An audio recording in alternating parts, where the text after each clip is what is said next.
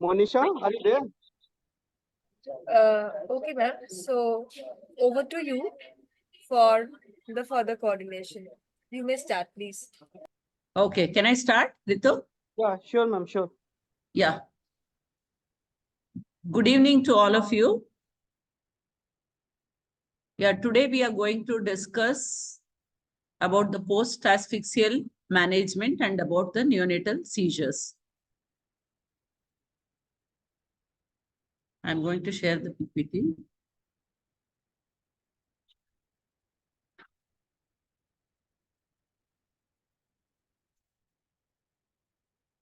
So first we are going to talk about post-resuscitation management of an asphyxiated neonate, which is day in and day out we'll be seeing these babies. Ma'am, please make it full screen, ma'am. Full screen, is it? Okay. Yeah. Yeah.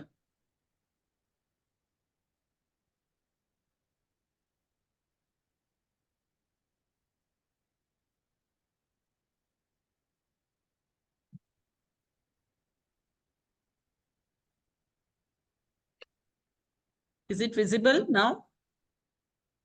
Yes, ma'am, it is visible. You can switch on the slideshow option.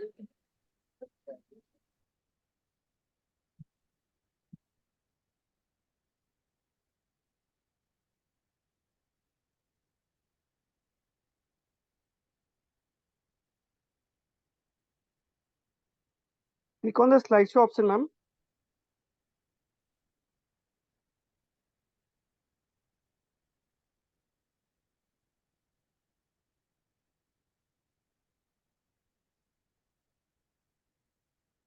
Is it visible? Is it visible? Yes, ma'am, the Hello? slide is visible, but you can, yes, ma'am, now Yeah, it's yeah, okay. Full nice, screen. okay. Yeah, it's full screen, no? Yeah. Yeah, ma'am, it's full Yes, screen. ma'am. Okay. Today we are going to talk on post-resuscitation management of an asphyxiated neonate. So we all know that perinatal asphyxia is the second most important cause of neonatal death after infections, which accounts for 20 to 30% of the mortality worldwide.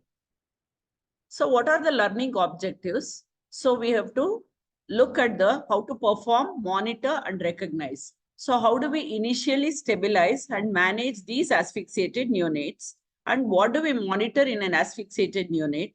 And what are the poor prognosticating factors in asphyxia? So with the background of asphyxia and what is the definition? Many definitions are there as per the NNPD, WHO, AAP, or ACOG. So what is the simple thing is gasping or ineffective breathing or lack of breathing at 1 minute, and babies who require need for positive pressure ventilation for more than 1 minute, and upgar of less than 3 at 5 minutes or longer. And asphyxia is the second most common cause of death worldwide. So we have multiple definitions. For extramural babies, many a times you will not know the upgars. So how do we classify them as moderate or severe? Is moderate asphyxia is if there is a slow gasping breathing at 1 minute of birth, 1 minute of age. And severe birth asphyxia is no breathing at 1 minute of age. Whereas for intramural babies, you would have attended the calls. So what is birth asphyxia is upgar score of less than 7 at 1 minute. To say it is moderate asphyxia, upgar score between 4 to 6 at 1 minute, and severe asphyxia is upgar of 3 or less at 1 minute. This is as per the CR and NPD working definition. As per the ACOG or AAP criteria, arterial, umbilical cord arterial pH of less than 7 or upgar of score of 0 to 3 for longer than 5 minutes. Can you see? Yeah. Neurological manifestation in the form of seizures, coma, or hypotonia, and multi-organ dysfunction. Whereas a simple definition, even in a PHC level, WHO definition is failure to initiate and sustain breathing is known as, you should classify as perinatal asphyxia. I think all the students are clear about this. Yeah, so what is the post-resuscitative care? So you all must be very familiar with this flow chart of our NRP. And I think hope all the students, first year students have undergone the NRP, which is very crucial. If you have not undergone, please do that before you attend the calls. So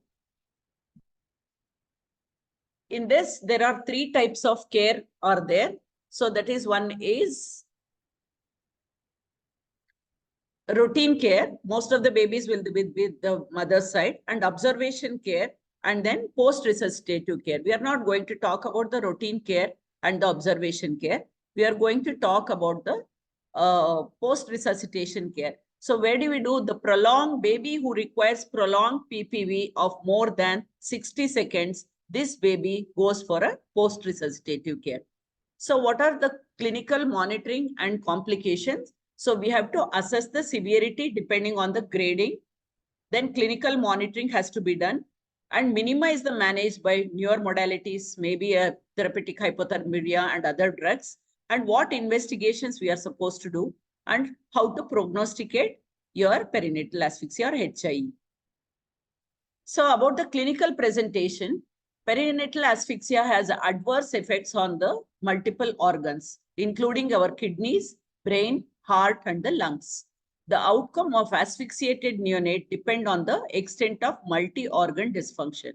So CNS is most commonly affected. So what are the things you can have? So CNS can involve seizures. Babies can have seizures, lethargy, irregular respiration, hypotonia, and coma can be there. So what are the peculiarities of preterm versus term gestation? The brain injury happens in a different way in a term babies and preterm babies. So preterm babies have got mostly the white matter gets affected. If the insult is prolonged, there can be cortical and subcortical injury also happens. Whereas term babies have got specific predilection. There are 5 types of injuries can happen. Mostly, as you see in the picture, parasagittal cerebral injury is most common, and they can have focal and multifocal necrosis, parasagittal injury, selective neuronal necrosis, and status murmuratus. All of you should know. And then basal ganglia thalamus, what we call about the BGT, is most commonly affected in the term babies, and more so in basal ganglia. Putamen is more commonly affected. And then plaque, posterior limb of the internal capsule, again gets affected. So this picture, you must know, this is all there in the Walpay textbook. Then clinical presentation, again, after the CNS, then renal is the next common organ. About 50% of the babies will have renal involvement in the form of acute kidney injury. That is, acute tubular necrosis happens with them. And what about the hematological parameters? Hematological parameters include babies can have bleeding disorders and thrombocytopenia. Babies can bleed and then go for DIC. Then in cardiovascular system is the other organ. 30 to 40% of the babies with perinatal asphyxia will have cardiac involvement in the form of cardiac dysfunction, myocardial dysfunction, valvular dysfunction, rhythm abnormalities can be there. And then tricuspid regurgitation is known to happen, and pulmonary arterial hypertension because of the shunts and hypoxia can be there. Then in respiratory system, they can have respiratory distress, and babies might need a respiratory support in the form of non-invasive or invasive ventilation. And gastrointestinal intolerance, GIT, is also involved in this in the form of feed intolerance. Some bleeding can happen, and because gut ischemia is known to mesenteric ischemia is known to happen, as we all know about, they must have read about the diving reflex. So gut gets compromised, and the water, there is the diving reflex, which is more important organs like the brain, heart, and the adrenals get more blood supply. So there is feed intolerance in the gastrointestinal. Then very important to know about the grading of the neonatal encephalopathy in HIE. So there are multiple gradings like Levins, Thompson's, and Saranath, and NICHD scoring is always, you must know about this. And bedside, you have to be grading these things frequently when the baby you have with a perinatal asphyxia. So coming to Levins grading, there is mild, moderate, severe. And there are 5 parameters in this. One is consciousness, tone, seizures, and how the baby is able to suck, and about the respiration. So in mild, babies will be quite irritable. Then there is hypotonia and no seizures are there, but babies will have poor suck. Babies will have spontaneous breathing. Whereas in moderate grading, babies are little lethargic, marked hypotonia is known, and then seizures come in this picture. Suppose you see a baby with seizures, you can directly say it as moderate. And sucking, baby will be unable to suck, and they might have a periodic breathing or irregular breathing. When we come to severe grade of encephalopathy, babies are stuporous and comatose, and then severe hypotonia. Babies will be flaccid, there will be hypotonia, then prolonged uncontrolled seizures. So are difficult to control these seizures. You might require 2 or 3 anticonvulsants at this stage, and the sucking will be absent. Whereas in moderate, baby will have poor suck or sometimes suck and leave. And the respiration, baby will be unable to sustain respiration, and babies will need go for your IPPV. That is the severe grade.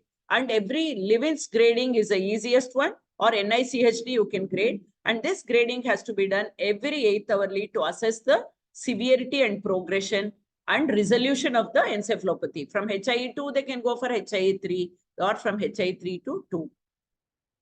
So this is again the very favorite thing, which is an old scoring system of Thomson score. But this has got the, about scoring has got the maximum score of about 22. At least more than 15 has a positive predictive value of 92%. And there are certain 9 criteria are there. One is the tone, the level of consciousness, convulsions, posture, and the reflexes like morose, grasp, sucking, respiration, and fontanelle. So everything will be normal in a grade 0. The more the score you give, the more severity it is.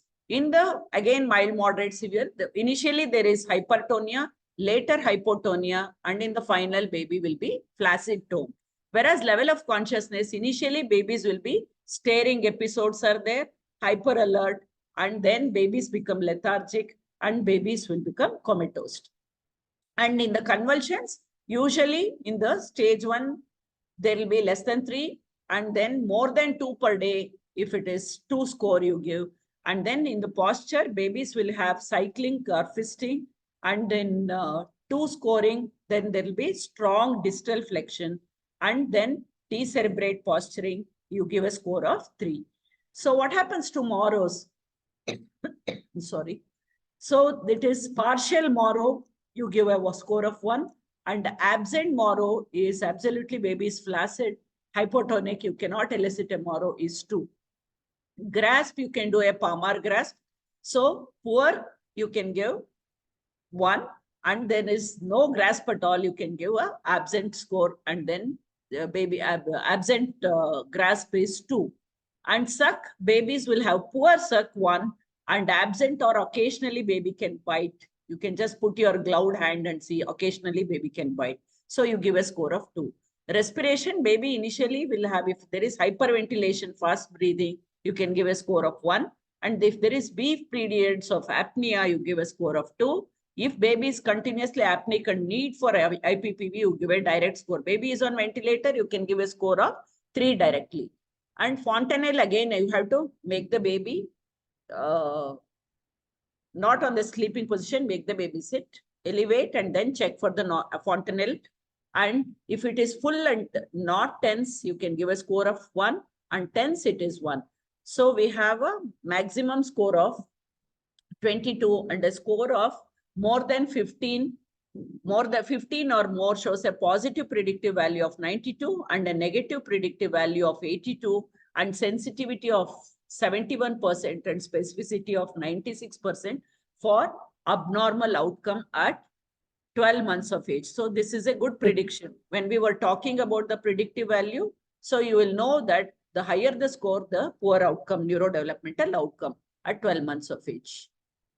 So then coming to the favorite Saranath staging, and you have a new modified Saranath staging where we have the parameters like the level of consciousness, and then neuromuscular control, complex reflexes, like primitive reflexes you are going to do, and autonomic functions like the pupils, heart rate, and the respirations you are going to check.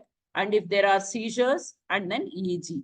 So in the level of the consciousness, or your NICHD is widely acceptable and it is used. So in the level of consciousness, if the baby is alert, hyper alert, if it is mild neonatal encephalopathy, if it is a moderate encephalopathy, babies will be lethargic, and severe encephalopathy, babies will be stuporous or comatose. Coming back to your neuromuscular control, that is depending on the baby's spontaneous activity. Normal or decreased is mild, decreased is moderate, and no activity at all is severe. And among the posture, babies, mild flexion at the distal fingers is mild, moderate flexion at the distal joints like your wrist and the your ankle. Then complete extension is your moderate. Decerebrate posturing is again severe neonatal encephalopathy. And tone, coming to the tone, normal or slightly increased initially, hyper, then 2 is moderate, is hypotonia, could be focal or generalized, or hypertonia. Then flaccid or rigid is severe. Okay. Then coming to primitive reflexes, the sucking and Morose is the one which we take, that is complex reflexes. Babies will have a weak or a poor suck. Then weak, in the moderate, there can be weak but occasional bite, and absent suck in severe encephalopathic babies. And Morose, partial response, incomplete in moderate, and depending on the autonomic functions. So you will be grading 3 things you have to see: pupils, heart rate, and the respirations, depending on whether pupils are dilated in usually in mild, constricted in moderate, and deviation or dilated and non-reactive to light is severe encephalopathy. Heart rate may be 100 to 150 initially, tachycardia more than 160, bradycardia is moderate, that is less than 100, variable heart rate, they will have tachycardia, bradycardia, so that is severe encephalopathy. Respirations, regular, hyperventilation, that is more than 60 per minute, is mild.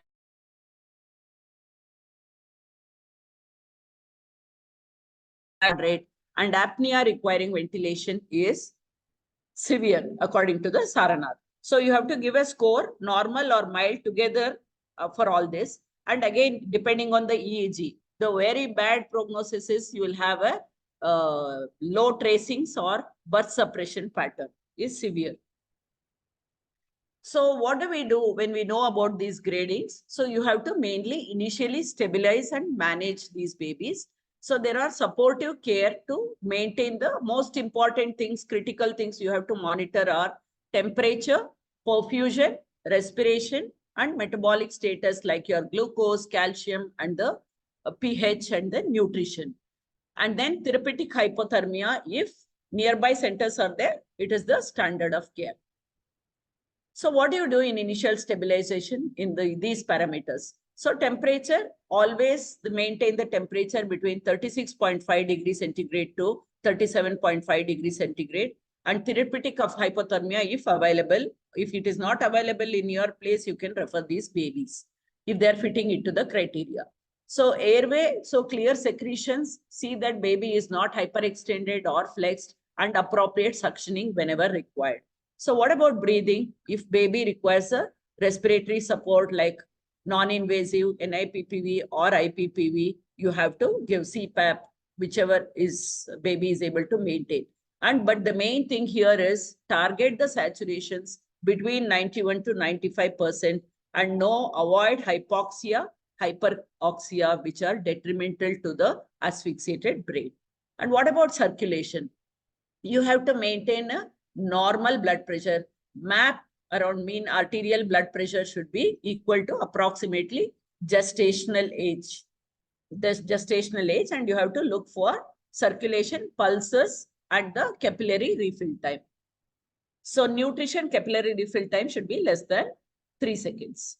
So nutrition is very, very important for these babies. You have to give IV fluids if it is severe asphyxia. And you can, if the baby is on IPPV, you have to start colostrum swabbing And minimal enteral nutrition can be started off and feeds once baby has passed meconium and abdomen is soft. And some people go ahead and do the ultrasound abdomens to see if the mesenteric blood flow is good and they start the feeds. So metabolic, what are the most important things is glucose, calcium, and vitamin K. Avoid hypo or hyperglycemia. Always maintain the glucose between 70 to 120 because both hypoglycemia is bad for the damaged brain and hyperglycemia is again neurodevelopmental. You will be adding insult to injury. Okay. So calcium, again, if there is jitteriness or seizures, depending on that, you have to maintain normocalcemia. Should be above 7.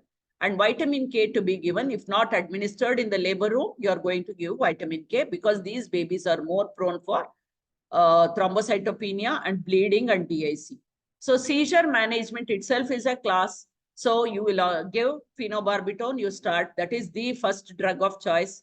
Anyway, I'm going to talk in the neonatal seizures class. So we are going to give phenobarbital is the first drug, 20 mg per kg. Then continue if it is not maintained up to 40 mg per kg. And the second line of anticonvulsants are phenytoin or fosphenytoin or levetiracetam you can give, and then midazolam or depending on your hospital protocol.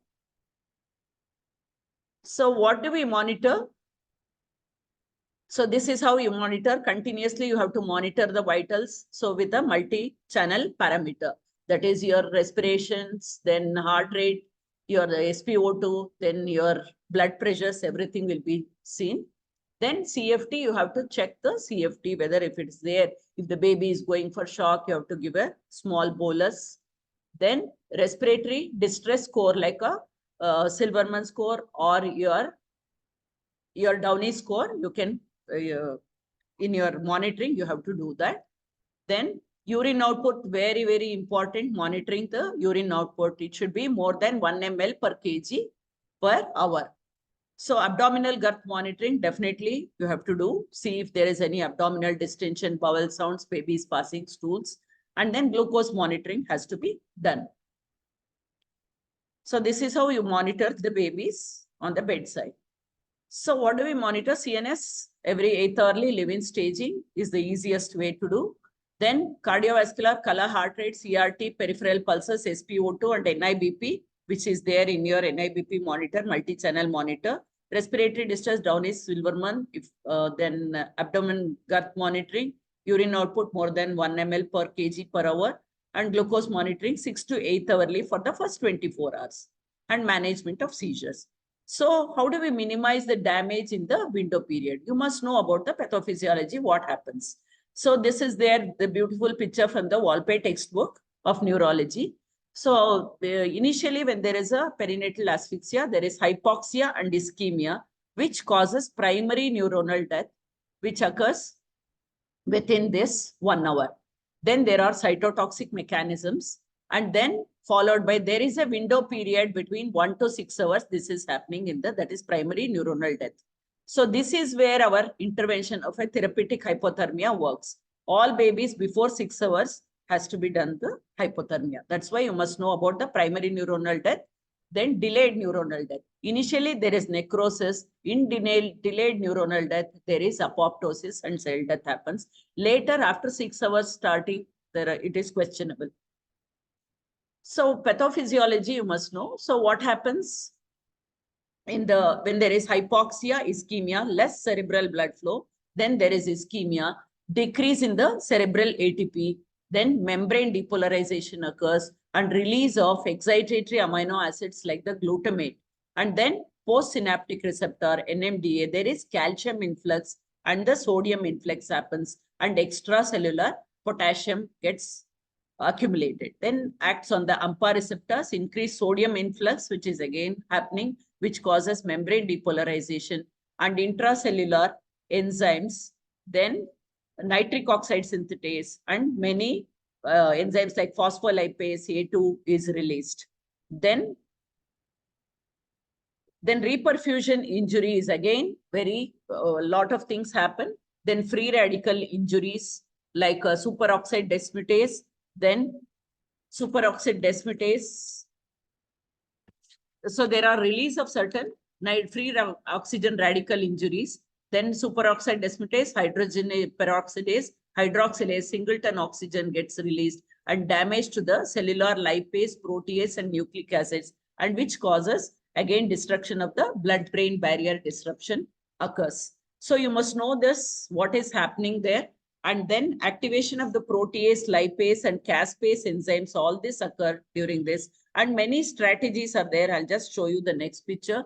So this is where your hypothermia helps, where all, which part you can categorize, like release of, it reduces the glutamate release, then nitric oxide synthetase, and again, it reduces the free radical damage. This is where this therapeutic interventions work. Then NMD antagonists, some therapeutic, other people, many people have used magnesium sulfate, xenon, levetiracetam, and topiramate, which helps again in decreases the calcium influx. Then again in the intracellular enzyme levels, nimodipine and flunarizine, these are the therapeutic interventions what I'm talking about. And avoid during reperfusion injury, because there is free radical injury, avoid 100% oxygen. That is why even during your labor room air resuscitation, what we are talking about 21%, and target your saturations between 91 to 95. And there are certain drugs like allopurinol, N-acetylcysteine, and deferoxamine are the other drugs under trial. So most important trial, what cooling works or not, there were a lot of controversies, but cooling, according to the Cochrane, cooling for newborns with HIE, many people have been used, and there are multiple trials like your TOBY trial, CoolCap trial, ICE trial, and NICHD trials are there. And all of you should read about these trials. And 11 RCTs and term and late preterm babies with moderate and severe HIE were involved. And these babies were cooled within 6 hours of onset, and combined outcome of mortality and major neurodevelopmental disability were established, and the number needed to treat was 7. So mortality and the neurodevelopmental disability, it reduces, cooling reduces mortality, both the combined outcome of neurodevelopmental disability is reduced. So this is the position, this was a paper which is a helix trial, always asked for you people. So this was 7 countries were a part of this randomized control trial. India was a part of this trial. So it was a clinical trial, and 408 participants, and it was an open label trial, was started in 15 and 20. It was completed. And what were it was a controversial paper, but the controversial study, but there were a lot of things which happened, but the NNF released a position statement and guidelines for use of therapeutic hypothermia to treat neonatal hypoxic ischemic encephalopathy in India. That is the standard of care, provided your NICU can cater to level 3 care with everything available. So what is the eligible babies for therapeutic hypothermia? Gestational age of more than 36 weeks and less than 6 hours of life, and with admission temperature of 36 to 37.4. And if they fulfill the following criteria, one is pH less than 7 or base excess more than or equal to -16 on cord or arterial blood gas, which has to be done within 1 hour, and APGAR scores of less than 5 at 10 minutes, and at least 10 minutes of PPV. If the baby requires PPV for more than 10 minutes, and history of acute perinatal event like your abruption or uterine rupture or your cord prolapse, and evidence, there is evidence when you're grading your Levins or your NICHD grade, moderate or severe encephalopathy. If the baby fits into this criteria, these are the criteria for therapeutic hypothermia. And many of the babies in the Helix trial were outborn babies.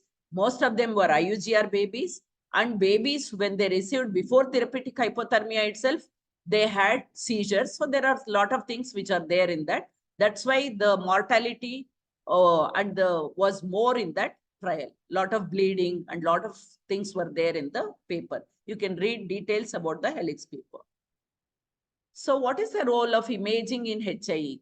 So definitely there is a role for imaging. So we do an ultrasound bedside, then MRI. So when to do the MRI? MRI is the best imaging modality which determines the prognosis.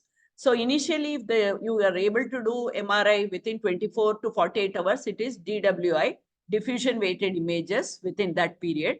Or conventional MRI shows abnormalities in the first 3 to 4 days, more pronounced later during the first week. So ideally, you can do a MRI once baby is stabilized between after 5 to 10 days. Otherwise, if you do a later part diffusion weighted images, there is pseudo normalization. So you cannot do a diffusion weighted image. You can do a conventional MRI between 5 to 10 days. And altered signal at the level of PLIC, what we call as posterior limb of the internal capsule, and abnormalities of thalami and basal ganglia in term babies, and that of the white and gray matter at term equivalent age in preterm babies, are the strong predictors of subsequent risk of poor neurodevelopmental outcome. So these are the things you are going to look at the MRI. So what are the other investigations? If there are only presence of a clinical pointers, if the baby is looking septic, if there is history of chorioamnionitis, or any septic screen and blood culture has to be done to exclude in utero or any acquired infection during your resuscitation. And X-ray chest to look for X-ray chest, not much of the thing because of point of care ultrasound is available. So chest X-ray is required if you are suspecting baby crashes to look for pneumothorax, any malformations, and cardiomegaly. So what are the other new investigations which are there? Neuroimaging.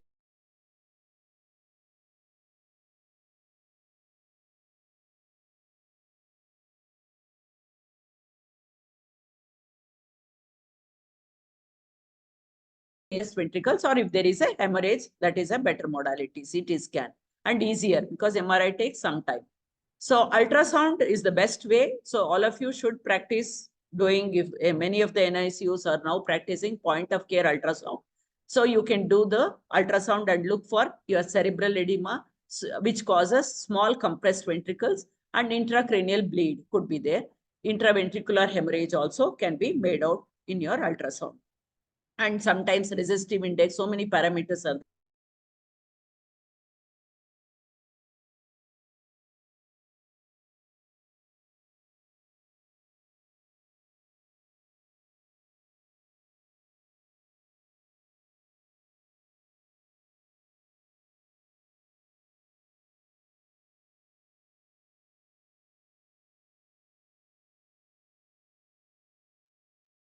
Sorry.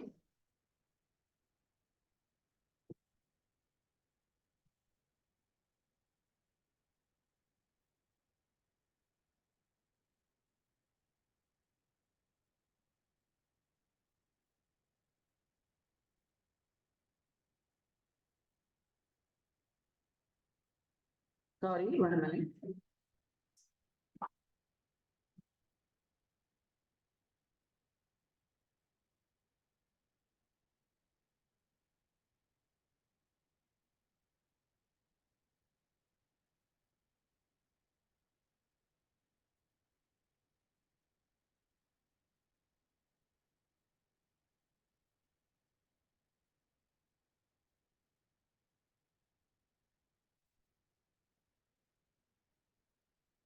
So how do we prevent? How do we prevent asphyxia? One is perinatal assessment, regular antenatal checkups, and high risk approach. And you have to anticipate anticipation of the complications during labor by WHO labor care guidelines, and putting a partogram and looking at the NST and continuous stress test. Then timely intervention of LSES wherever is indicated. Suppose there is a sentinel event like a cord prolapse or a uterine rupture or abruptio placenta, timely intervention of LSES. And what is the perinatal management? Timely referral of these babies and management of maternal complications. And you have to attend all the babies, all the deliveries has to be attended by skilled persons depending on the risk. The team has to be set. So what are the preterm brain protections? There are multiple interventions for preterm brain protection. So one is antenatal steroids. It reduces IVH by 50% and reduces the developmental delay and cerebral palsy. So magnesium sulfate in labor, definitely less than 31 beaker. So it has reduced the neurodevelopmental disability, and the risk of cerebral palsy is reduced to all mothers given antenatal magnesium sulfate. And delayed cord clamping, which is the standard of care for all the babies, more so in preterm babies, it reduces the IVH of all grades and reduces the gross motor dysfunction. And you have to do the gentle ventilation, which reduces periventricular leukomalacia and IVH. There are certain things, and you cannot go on giving bolus, gentle handling of the baby. So these are required. So what is the golden hour strategies? So delivery at a tertiary care hospital, delayed cord clamping, maintenance of normothermic. இந்த Sunday தான் clipping வந்துச்சு. அது எந்த link இல்லடா, அந்த NNF group இருக்குல்ல sir, வந்து அதுல போஸ்டர் ஒன்று அமைச்சிருப்பாரு பாருங்க. அந்த போஸ்டர்ல சைடுல வந்து கிளிக் ஹியர் இருக்கும். இத டவுன்லோட் பண்ணனும். சைடுல கிளிக் ஹியர் இருக்கும். That one only. Please mute yourselves. Delivery room CPAP for preterm babies. You cannot. யாருமே ஜாயின் பண்ணலடா, எல்லாரும் முன்னாடில 200 people will be there. Optimal use of oxygenation. So room air resuscitation you have to do, and when in preterm babies you have to look at the chart and you have to use. So what are the poor prognostic factors? So the poor prognostic factors, like clinically, that is need for positive pressure ventilation for 5 minutes.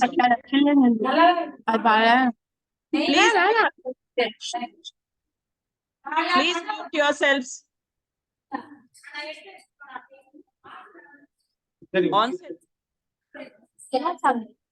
Onset of seizures within 12 hours is a poor prognosticating factor, and refractory seizures, uncontrolled seizures, which requires multiple anticonvulsants like phenobarbital, phenytoin, levetiracetam. So that is again a bad poor prognostic. Severe HI, Lewinsky score.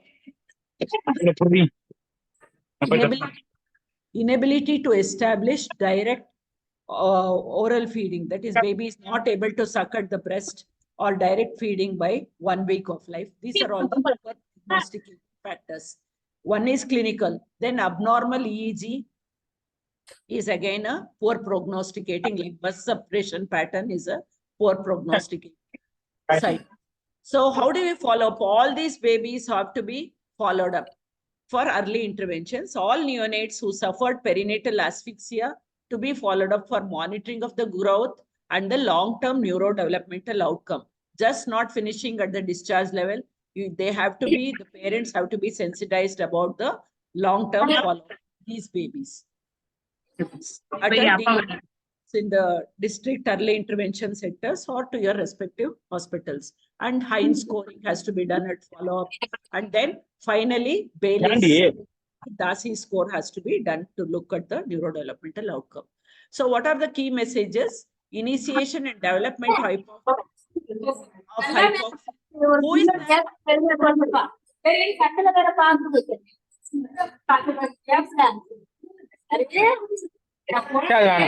So initiation and development of HIE is complex with multiple contributing pathways.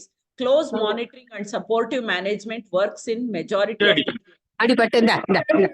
the therapeutic hypothermia is an established therapy other than the supportive care, and different pathophysiology in preterm versus term babies. You have to know. Thank you. Do you need some rest or can I continue?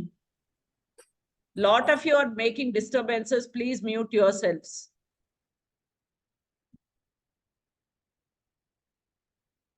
Can I continue, Ritu?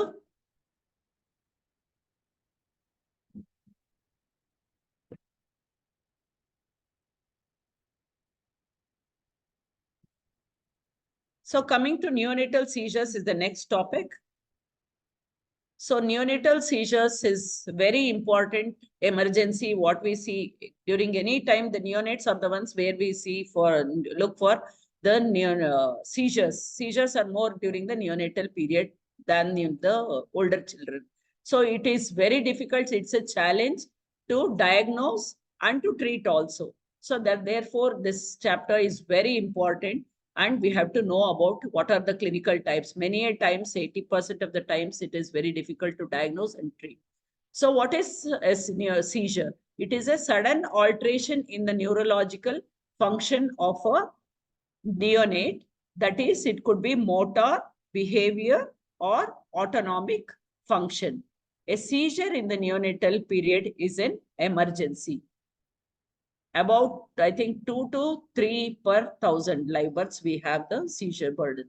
So what are the learning objectives in this webinar? So we have to identify how to identify a neonatal seizure, enumerate the causes for neonatal seizure, how do we manage the neonatal seizure, and how to wean the anticonvulsant, and how to follow up these babies.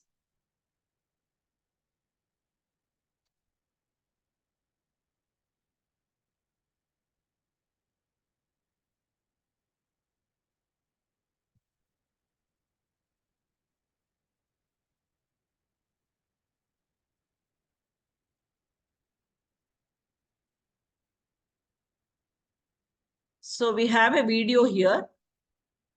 Can you see? Baby has a lip smacking.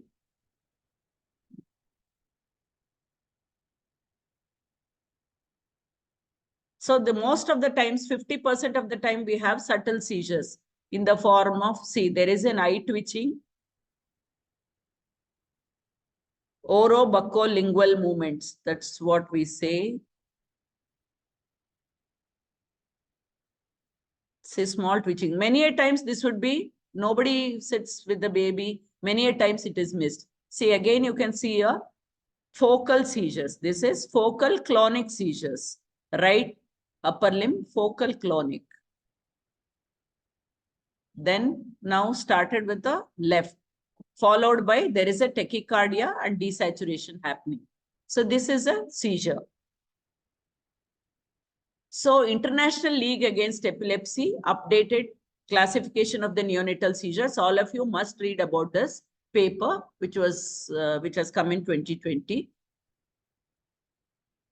So updated definition and classification: an electrographic event with a pattern characterized by sudden, repetitive, evolving, stereotyped waveforms with a beginning and an end.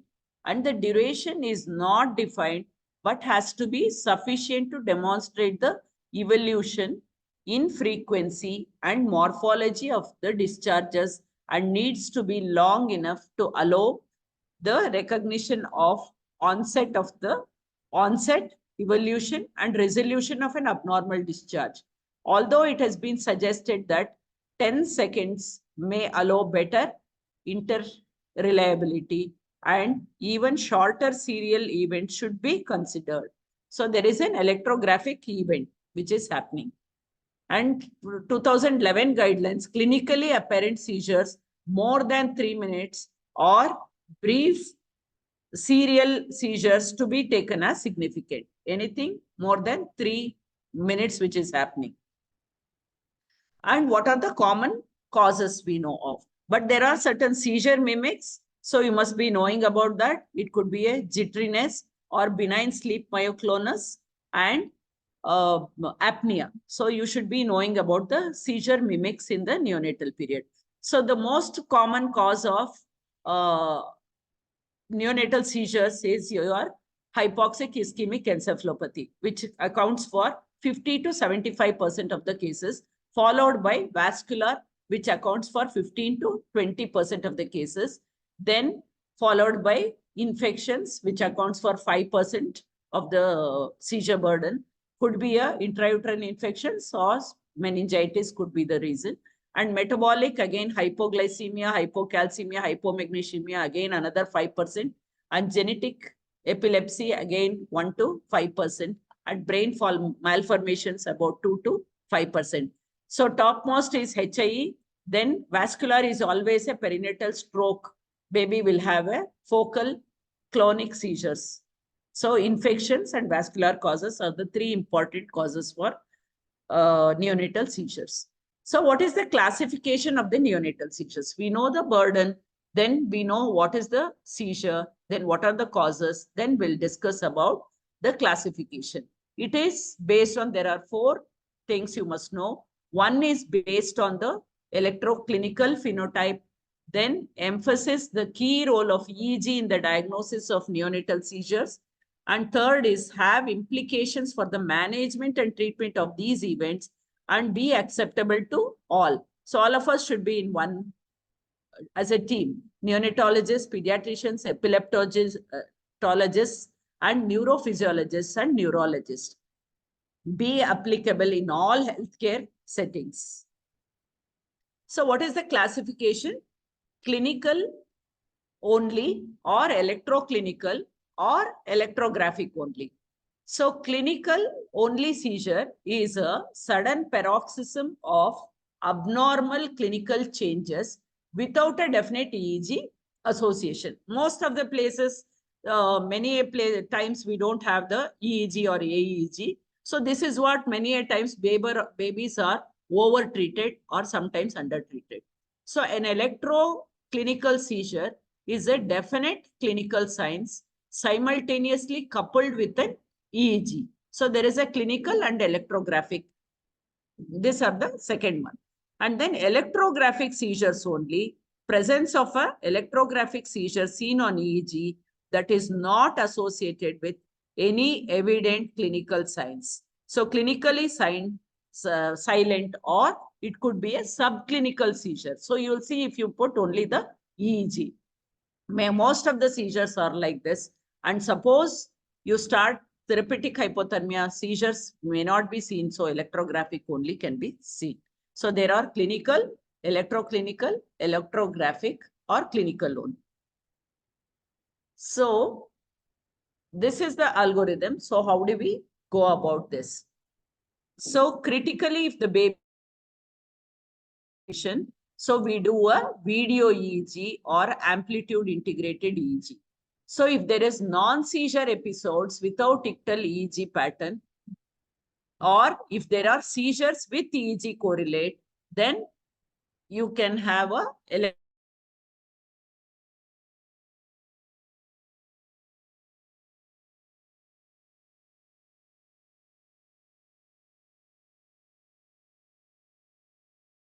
epileptic spasms, like epileptic spasms could be there, or myoclonic seizure or tonic. Generalized tonic-clonic seizures we don't see in the neonatal period.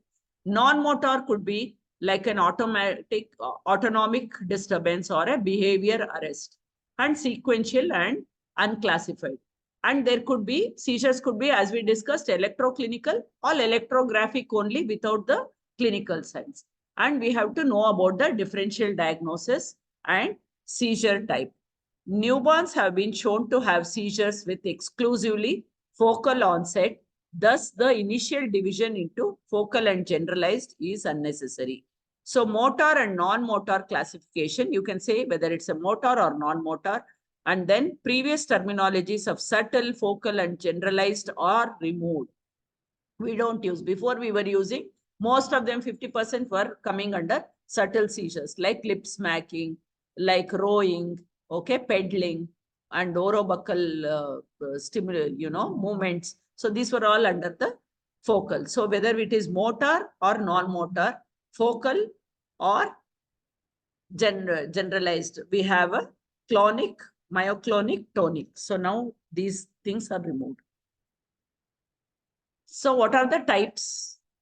Like subtle seizures, automatisms, that's what we call right now, and is the commonest. Repetitive blinking, eye deviation, staring episodes could be there, as we saw in that case, and repetitive movements of the mouth and tongue. Baby will be protruding the tongue, putting it inside. And purposeless movements of the limb, I told you, as I told, like bicycling or swimming or rowing movements could be there. Clonic is repetitive movements of the limbs or face. Tonic, arms and legs.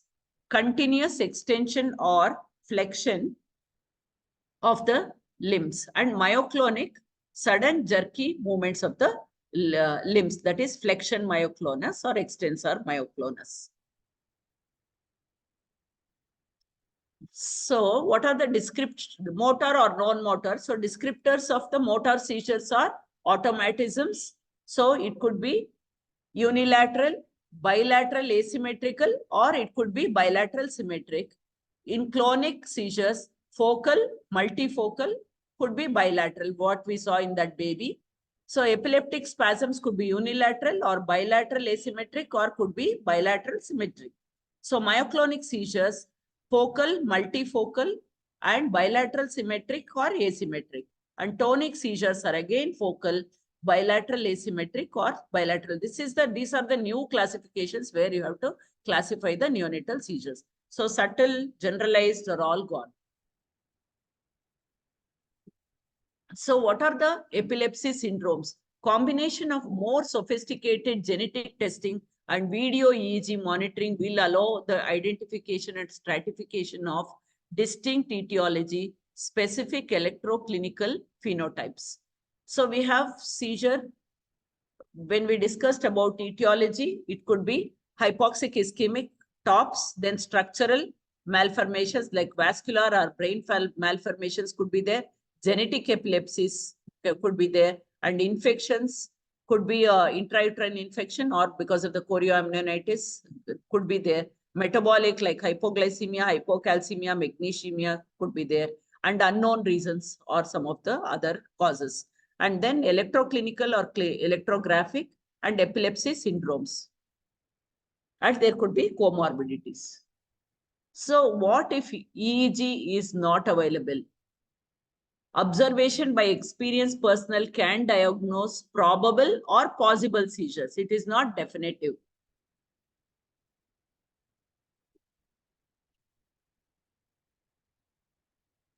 So there is the baby with a high risk of seizures and baby with a clinical event. Then if EEG is available, definitely that has to be used. If there is a continuous EEG correlate is the better than that is the gold standard for diagnosing the neonatal seizure. If it is yes, level 1, gold standard for diagnosis of seizures. If it is not there, it is level 5. Then you can do a AEG if it is there, still better. If it is there, these are the level of evidence we are talking about. So the best level of evidence is gold standard is continuous EEG. So AEG is to a probable diagnosis of a seizure.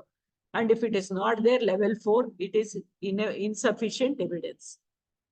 And if the EEG is not available, no, observed by an experienced person, it could be yes, focal clonic or focal tonic, then other seizure types you have to classify. So this has got again level 3 is the possible diagnosis of a seizure. And if it is observed only by an experienced person, insufficient evidence, that is level 4. So these were the observations which was discussed with EEG and without EEG. So I said the seizure mimics are there. The most important thing is you have to differentiate from a jitteriness. So what is it? So seizures, the abnormal, that is eye movements are there, deviation or abnormal gaze is there, and movements or stimulus sensitive is not there. So whereas clonic jerks are there, and movements, if you restrain by an examiner, it cannot be stopped in seizure, whereas associated autonomic changes are present.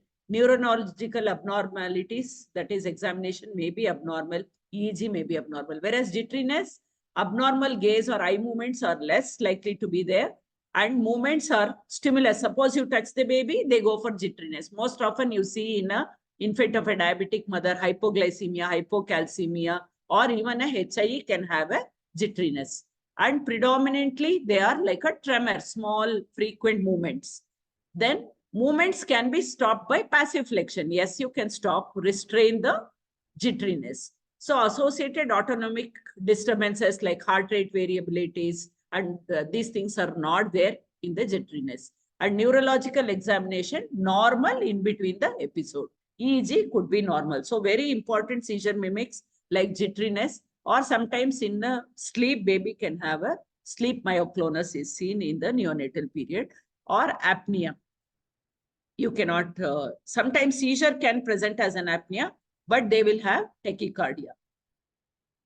So stepwise treatment of the babies, everything in neonatology, you must remember as TABC, temperature, that is temperature thermoneutral environment, then patent airway, then if there are secretions, you have to do the suctioning, effective breathing, then oxygen if required, because babies will have desaturation, and SpO2 should be between target saturations of 91 to 95, and C, that is adequate circulation, IV access, blood samples, you have to draw complete blood count, then blood sugar has to be tested, serum calcium and electrolytes. The second step is blood sugar less than 45 milligram per DL, bolus of 2 ml per kg of 10% dextrose, and start a GIR of 6 to 8 mg per kg per minute. So third step is, if the blood sugar is normal, collect sample for serum calcium levels and give a bolus. After sugar, if the seizure continues, you can give a calcium gluconate 2 ml per kg over 5 to 10 minutes. And 10% calcium gluconate is distilled, diluted with the equal volumes of distilled water and administered under cardiac monitoring. You cannot give a rapid bolus. Baby will have arrhythmias, bradyarrhythmias. So do not add calcium to maintenance fluid, IV fluid. So what is the fourth step? If seizure persists even after correction of the hypoglycemia and hypocalcemia, anticonvulsant drugs, the role of anticonvulsant comes.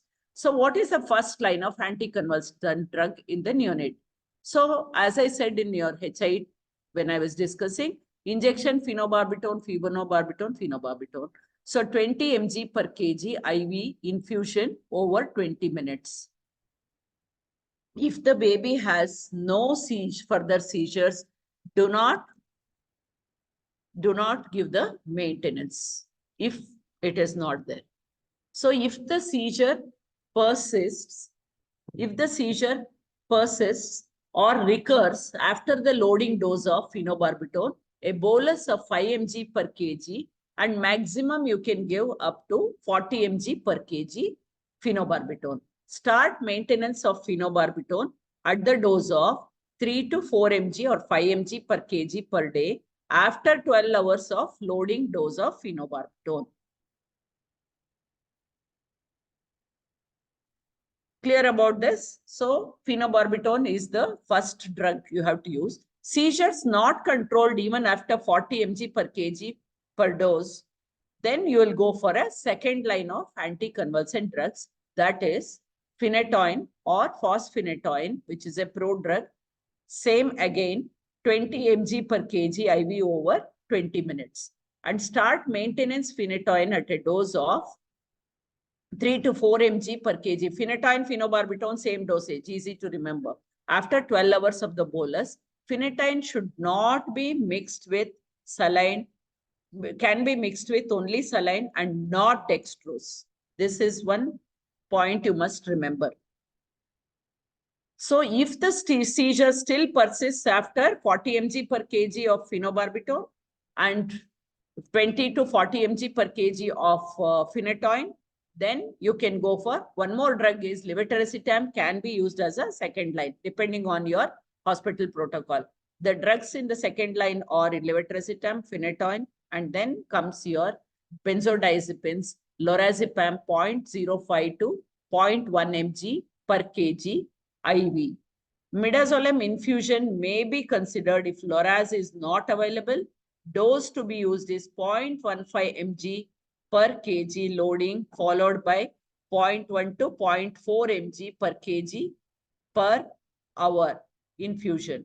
Do not use diazepam for control of convulsions in the newborns, because the therapeutic dose is more than the toxic dose. So what are the updates in the management of neonatal seizures? So which is the preferred second line anti seizure medication for the newborn? So either benzodiazepines or phenytoin or lidocaine. Phenytoin or lidocaine use requires cardiac monitoring. So in 2011, that was the argument. So now in 2023, either phenytoin or midazolam lidocaine as the second line. In the neonate with cardiac disorder, levetiracetam is preferred drug. And so this is the algorithm you have to put in your NICU and then go on. So when a baby with a seizure comes, ensure TABC, temperature, airway, breathing, circulation, IV access, check for blood sugar more than 45, do serum calcium if possible, or give, if it is takes some time, you give a 2 ml per kg of 10% calcium gluconate over 5 to 10 minutes. If the seizure persists, 20 mg per kg over 20 minutes at 1 mg per kg per minute. If seizure persists, give further again 5 mg per kg bolus over 5 to 10 minutes. Repeat if seizures are not controlled up to 40 mg per kg. Then seizure persists, go for phenytoin 20 mg per kg. Then over 30 minutes, seizure persists, then go for lorazepam. Then consider referral if it persists for another. So if the baby requires two anticonvulsants, then you can give sometimes pyridoxine and folinic acid, which are treatable seizures. So blood glucose less than 45, give 10% dextrose, and then no need to give anticonvulsants here. Then continuous infusion of 6 mg per kg. Seizures are continued, then continue with the maintenance. If the seizures are continued at this level, start maintenance and then stop phenobarbital once seizure free for 48 hours. If continue maintenance of phenobarbital, phenytoin 3 to 4 mg once a day and stop phenytoin, the one which have started later should be stopped first once the seizure free for 48 hours. The later you start, the stopping should be ulta. If seizures are controlled, maintain 3 to 4 mg per kg of phenobarbital. Stop phenobarbital once the seizure free for 48 hours.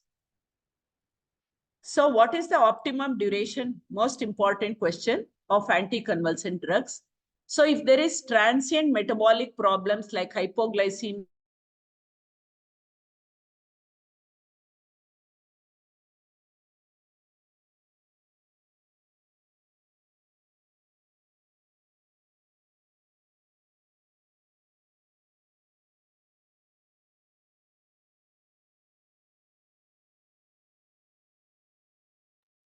Hello. sorry, Hello? some technical glitch. Okay.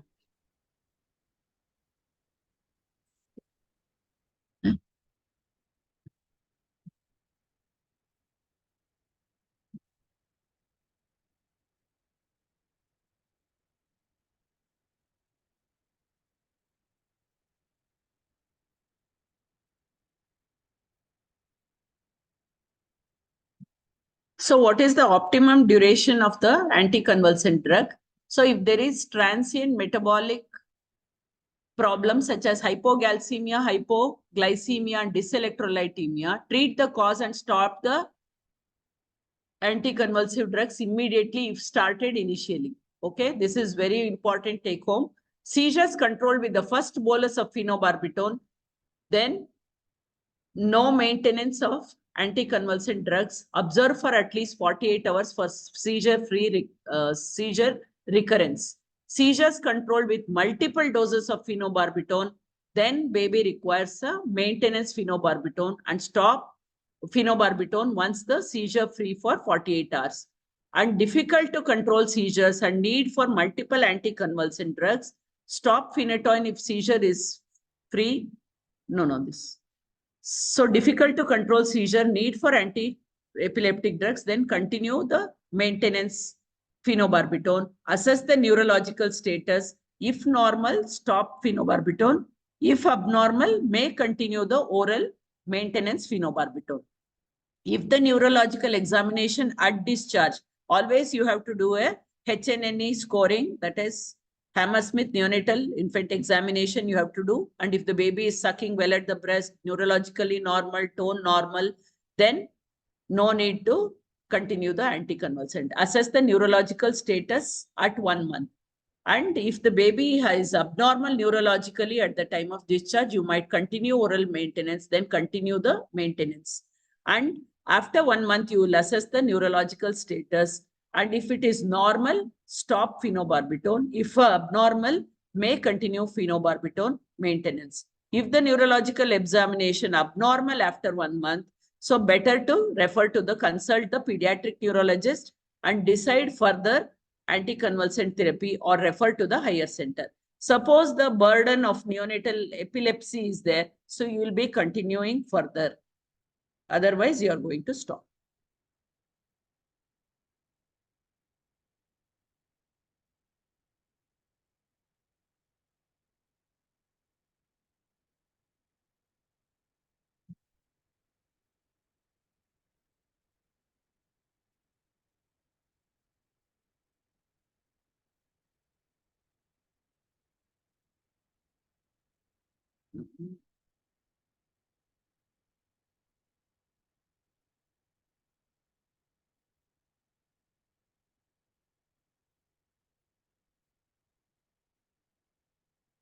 So updates in the management of neonatal seizure. If the newborn has seizure and is controlled on current anti-epileptic drug treatment, when should the medication be discontinued? So stop before in 2011, you only when the neurological examination is normal or normal EEG, if seizure free for 72 hours, and following cessation of an acute symptomatic seizure. So electroclinical or electrographic without evidence of the neonatal onset epilepsy, anti-seizure medication should be discontinued before discharge, regardless of the MRI or EEG findings. This is the ILAE criteria now to stop medications, because many times when the babies come for follow-up, they'll be continued to have the medications with a suboptimal dosage. So this is the take-home message for you people. Suppose there is a burden of neonatal onset epilepsy, then it has to be continued. Otherwise, it should be stopped, even despite MRI being abnormal. So what is the role of EEG? We all learnt about that. So very important, that is the gold standard for, and we use the cerebral function monitoring in all the most of the NICUs. So amplitude integrated EEG. So study selection, they have done many studies compared with the continuous EEG for detection of neonatal seizures. The studies were 10, and outcome of accuracy of AEG in diagnosing neonatal seizure was compared to the continuous EEG monitoring. What was the result? AEG with a raw trace, the sensitivity was 76%, specificity of 85%. AEG without raw sensitivity is the tracings are less compared to the with tracings. So amplitude integrated, this article you can just go through. Conventional EEG remains the gold standard for recognizing the seizure. So coming to the key messages, all neonatal seizures are focal in onset and update nomenclature based on motor or non-motor semiology. Then for diagnosis, EEG has a stronger role. Management, phenobarbital continues to remain the drug of choice. Levetiracetam, close second line along with the phenytoin. Either phenytoin, fosphenytoin or levetiracetam is the second drug. Second line, early stoppage of anti-epileptics are advocated. And the best prognosis is for late onset hypocalcemia and subarachnoid hemorrhage.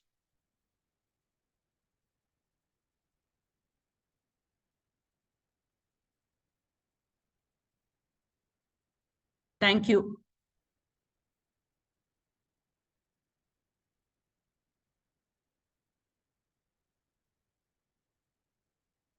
Thank you all. And I thank NNF Shine for giving me this opportunity.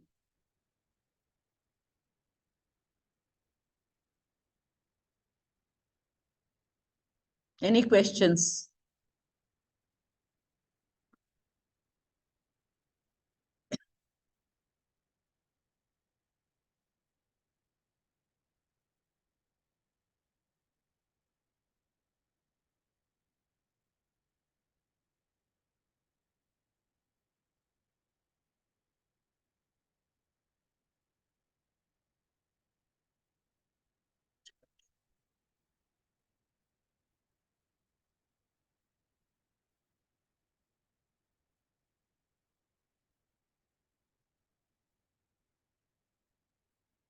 Yeah, some question I can see.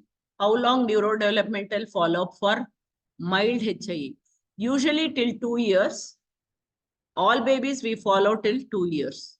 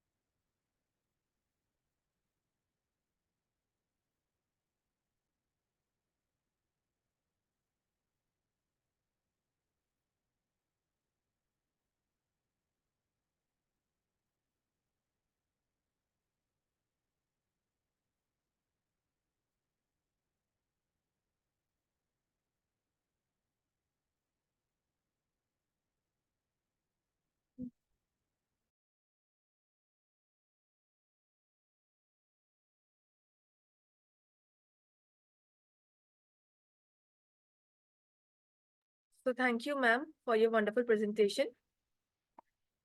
Ma'am, you are muted, ma'am. Thank you, Ritu. Thank Any you so much, ma'am. questions? I would like to request delegates to post all your queries.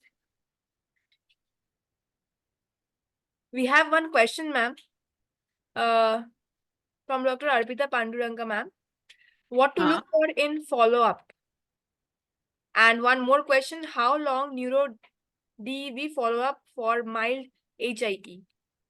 Yeah, what to look for is the developmental milestones have to be looked for, how the baby is, because vision, hearing, and the neurodevelopment, that is Heinz scoring has to be done, and Bailey's has to be done, or Dasi scale has to be used for the developmental assessment, because baby should grow and do the thing, speech, everything has to be looked at in the follow-up.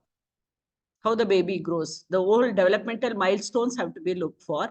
And how long neurodevelopmental follow for mild HIE? Usually up to 2 years.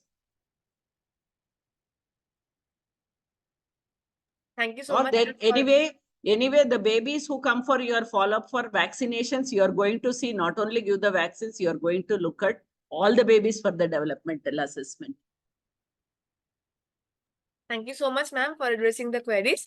And I request other delegates too, if there are any further queries or comments, please do write in the chat box, or you can unmute yourself and directly speak out to our speaker doctor. Thank you.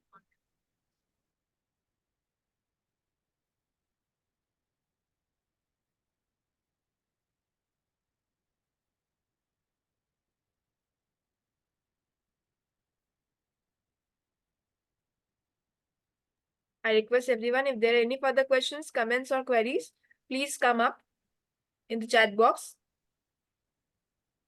or you can directly unmute yourself and come up with your thoughts, comments, or queries if there are any.